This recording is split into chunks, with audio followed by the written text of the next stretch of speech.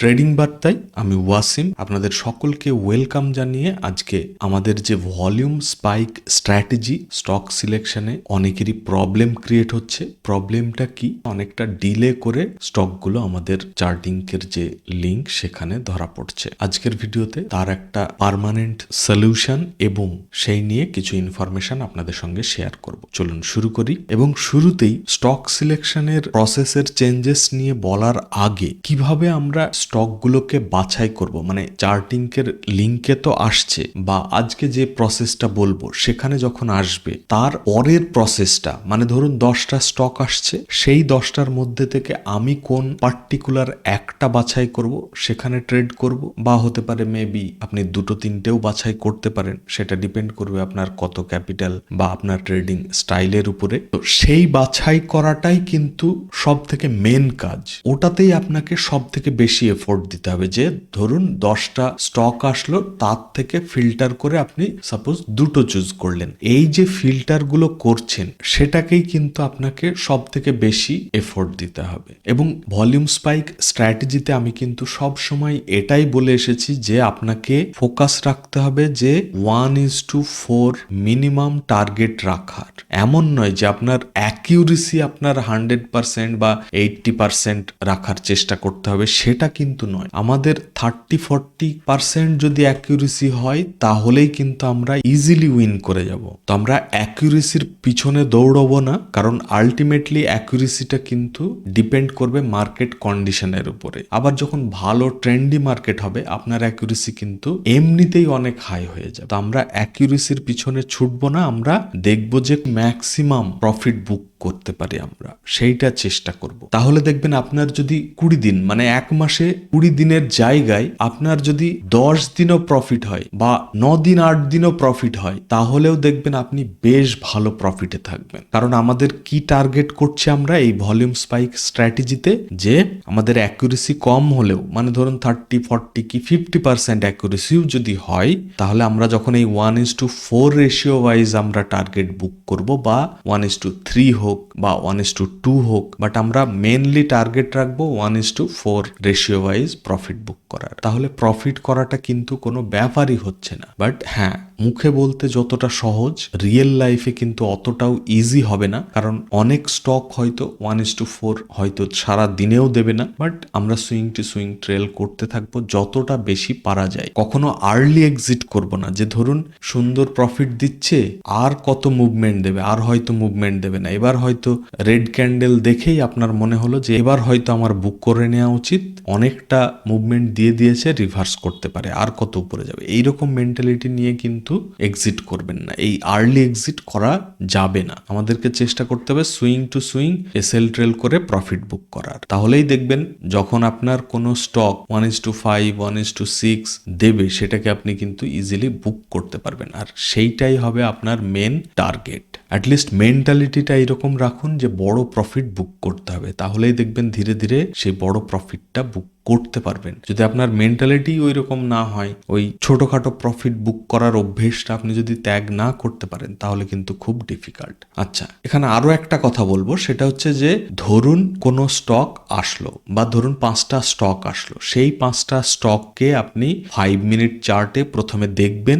দেখার পরে সবার আগে যেটা আপনাকে নোটিস করতে হবে বা লক্ষ্য রাখতে হবে, সেটা হচ্ছে এই টাইপের ভলিউম। এই যে স্টকটা চুজ করেছি, ক্যাপলিন পয়েন্ট ল্যাব, এটা এমন নয় যেটা প্রফিট দিয়েছে বা প্রফিট দেবে, আজকে তো আমি ট্রেডও করিনি, যাই হোক। তো এই টাইপের স্টক আপনাকে ফাইন্ড করতে হবে, বা যখন ফিল্টারে আসবে তখন সেই তার মধ্যে থেকেও আপনাকে শর্ট লিস্ট করতে হবে যে কোনটাতে আমি ট্রেড করব। কিরকম স্টক খুঁজবেন? যে এরকম হাই ভলিউম হবে, হয়তো আপনি ভালোভাবে দেখতে পাচ্ছেন কিনা জানি না, নিজের টার্মিনালে একবার এই স্টকটা খুঁজে নেবেন, ক্যাপলিন পয়েন্ট ল্যাব। বা আজকে যে স্ক্রিনারটা আপনাদেরকে দেখাবো সেখানে যে যে স্টকগুলো ধরা পড়েছে, আপনাকে প্রফিট কত দিয়েছে, লস কত দিয়েছে কি না সেটা দেখার দরকার নেই, আপনাকে দেখতে হবে ভলিউমের ব্যাপারটা। এটাই কিন্তু আপনাকে প্রফিটেবল ট্রেডার হতে সাহায্য করবে। কি দেখবেন যে প্রিভিয়াস যে ভলিউমগুলো, একদম দেখুন এই যে ভলিউমগুলো, এগুলো একদম ডাল, মানে নেই বললেই চলে, খুবই ছোট। বাট আজকের ভলিউমটা দেখুন, হিউজ একটা ভলিউম।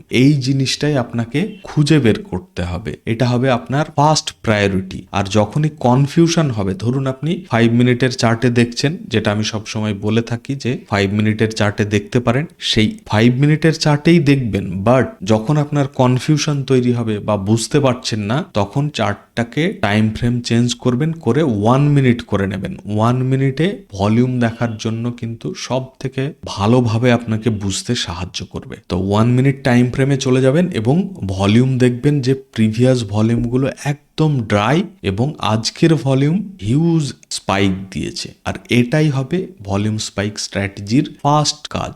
তাহলে আপনি খুঁজে নিলেন সেই রকম একটা দুটো স্টক, নেয়ার পরে আপনার ভলিউম দেখেই এন্ট্রি করলে হবে না। কি করতে হবে, ধরুন বাই সাইডে একটা ভালো মুভমেন্ট দিচ্ছে, আপনি ভলিউম দেখলেন হিউজ হাই। এবার নেক্সট যে ক্যান্ডেলগুলো বানাচ্ছে, সে 1 মিনিটে হতে পারে, 5 মিনিটে হতে পারে, সেই ক্যান্ডেলগুলো যদি রেড হয়, তাহলে আপনাকে দেখতে হবে যে তার ভলিউমগুলো ছোট ছোট হয়েছে। তো মানে সেল সাইডের যে মুভমেন্টটা হচ্ছে, সেখানে ভলিউমটা লো দরকার যখন আপনি বাই সাইডে এন্ট্রির জন্য প্ল্যান করছেন বা স্টকটা বুলিশ মুভমেন্ট দিচ্ছে।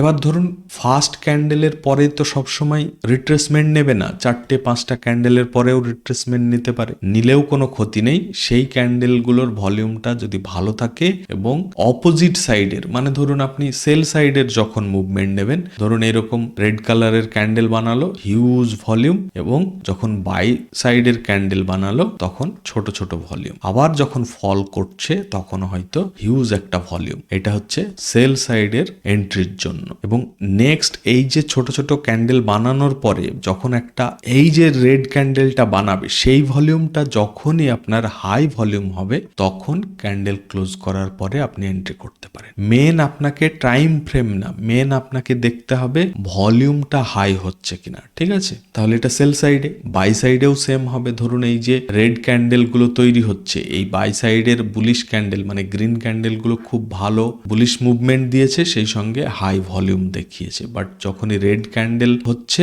বা অপোজিট সাইডে মুভমেন্ট দিচ্ছে, তখন দেখতে হবে আমাদের লো ভলিউম। এবং যখনই এরকম হাই ভলিউম হবে, সেটা যদি গ্রিন ক্যান্ডেল হয় বা বুলিশ মুভমেন্ট দিচ্ছে সেটা আপনি শিওর হন, তখন আপনি বাই সাইডে এন্ট্রি করতে পারেন। তো এইটা হচ্ছে আমাদের ভলিউম স্পাইক স্ট্র্যাটেজির মেন থিম, সেটা আপনাকে সব সময় মাথায় রাখতে হবে। সেকেন্ড যে জিনিসটা নিয়ে আমরা আলোচনা করব, সেটা হচ্ছে অনেকেই আমাদের প্রবলেমে পড়ছেন যে আমাদের যে স্ক্রিনার গুলো, বিশেষ করে যে চার্টিংকের যে দুটো স্ক্রিনার আমি প্রোভাইড করেছিলাম, একটা হচ্ছে 1 উইক অ্যাভাব ভলিউম আর একটা হচ্ছে 1 উইকের বা 5 ডেজের অ্যাভারেজের ডাবল ভলিউম। যখনই হবে তখন স্ক্রিনারে ধরা পড়বে। এখন সবার কোশ্চেন হচ্ছে যে স্টক গুলো অনেক লেটে আসছে, মানে ধরুন স্টক এরকম মুভমেন্ট দিয়ে দিয়ে অনেকটা মুভমেন্ট অলরেডি দিয়ে দিয়েছে, তখন গিয়ে চার্টিংকে আসছে। কেন আসছে? এই মুভমেন্টটা যে আমার মিস হয়ে গেল, এই মুভমেন্টটা যখন শুরু হয়েছে তখন কেন আসছে?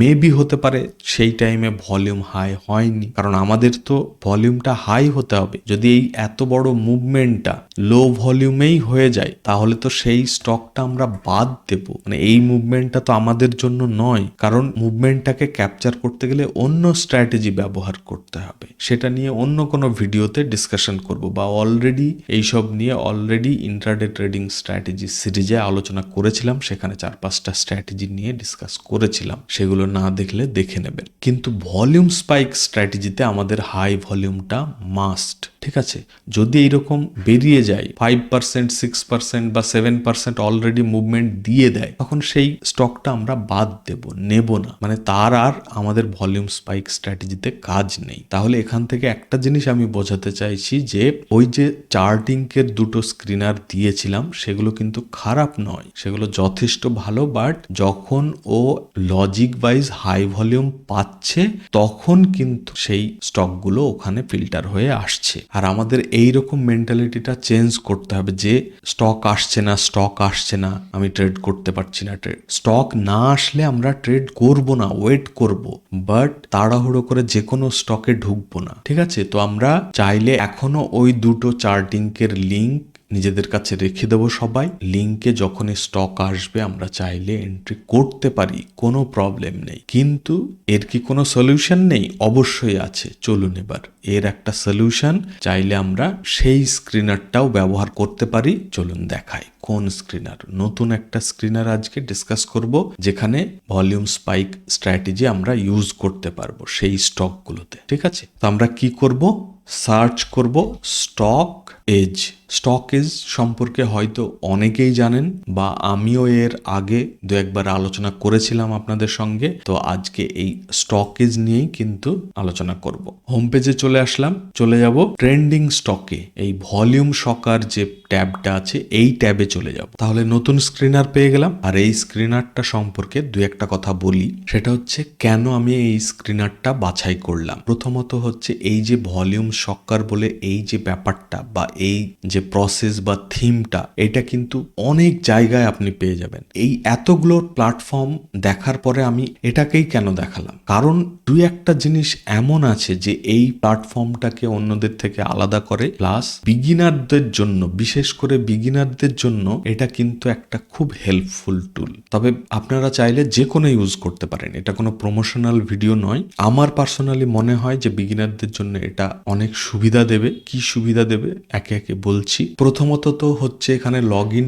বা অ্যাকাউন্ট ক্রিয়েট করার কোনো দরকার নেই, পুরোপুরি ফ্রি তো অবশ্যই। সেকেন্ড, যেটা সব থেকে মেন কারণ এই প্ল্যাটফর্মটা চুজ করার, সেটা হচ্ছে এই যে স্টকগুলো এখানে আসছে সব প্ল্যাটফর্মেই মোটামুটি আসবে, বাট এই স্টক নেমের নিচে এর সেক্টরটা কিন্তু মেনশন করা আছে। মানে আমি অ্যাটলিস্ট অন্য কোনো প্ল্যাটফর্মে দেখিনি যে সেক্টরটাও মেনশন করে দিচ্ছে। মেবি হয়তো থাকতে পারে, বাট এটা যেমন নামের জাস্ট নিচেই, মানে আপনাকে ভাবতে হবে না। কারণ আমরা অনেক সময় করি না যে মার্কেট ট্রেন্ড অনুযায়ী আমরা ট্রেড করব। মার্কেট যদি বুলিশ হয় তাহলে বুলিশ সাইডে, সেই একইভাবে যদি সেক্টর বুলিশ হয়, মানে ধরুন আমি ইনফোসিসের ট্রেড করব, তাহলে আইটি সেক্টরটা বুলিশ হলে আমার একটা ভালো, প্লাস সেই সঙ্গে ওভারঅল মার্কেটও যদি বুলিশ হয়, তবেই কিন্তু সব দিক থেকে একটা বেটার প্রবাবিলিটি হতে পারে। তো যাই হোক, মেন টপিকে ফিরে আসি। সেটা হচ্ছে এই যে এখানে স্টকগুলো আসবে এই ভলিউম শকার ট্যাবের মধ্যে, এটাও কিন্তু যে সমস্ত স্টকগুলোতে হাই ভলিউম হবে সেই স্টকগুলোই কিন্তু এখানে আসবে। তার মানে এই নয় যে এখানে আসলেই এন্ট্রি করে নেব।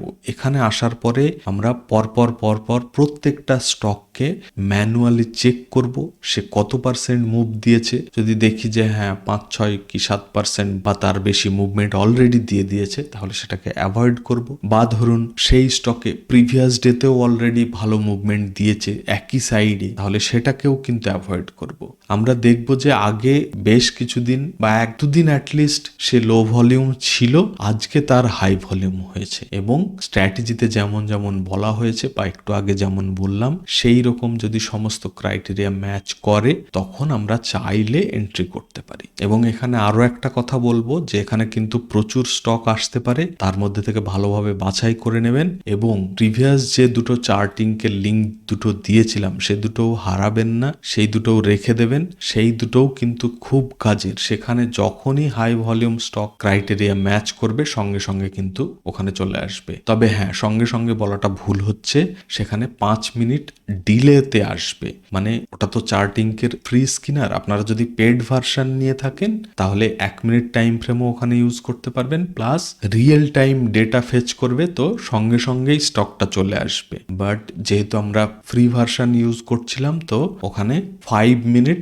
ডিলেতে আসবে। মানে ধরুন একটা ক্যান্ডেল ক্লোজ হলো 9:30-এ, তাহলে আপনি 9:35-এ গিয়ে সেই স্টকটা ওখানে দেখতে পাবেন, যদি 9:30-এর ক্যান্ডেলে হাই ভলিউম হয় বা ওই চার্টিংকের স্ক্রিনারে ক্রাইটেরিয়া ম্যাচ করে। ঠিক আছে, তো এখানে স্টকগুলো যখনই আসবে সেই স্টকগুলো নিয়ে ভালোভাবে ফিল্টার করবেন, এবং যদি সুইটেবল মনে হয়, মানে সমস্ত ক্রাইটেরিয়া ম্যাচ করে, রিস্ক টু রিওয়ার্ড রেশিও বা কত পার্সেন্ট অলরেডি মুভমেন্ট দিয়েছে, ভলিউম কিরকম, সমস্ত কিছু যদি ম্যাচ করে, তবেই কিন্তু, না হলে অ্যাভয়েড করবেন। দরকার হলে সেদিনকে ট্রেড অ্যাভয়েড করে দেবেন। ঠিক আছে, আর প্লিজ ভিডিওটাকে লাইক করবেন। চ্যানেল যদি এখনো সাবস্ক্রাইব করে না থাকেন, অবশ্যই সাবস্ক্রাইব করে নেবেন। আজকে ভিডিওটা এখানেই শেষ করব।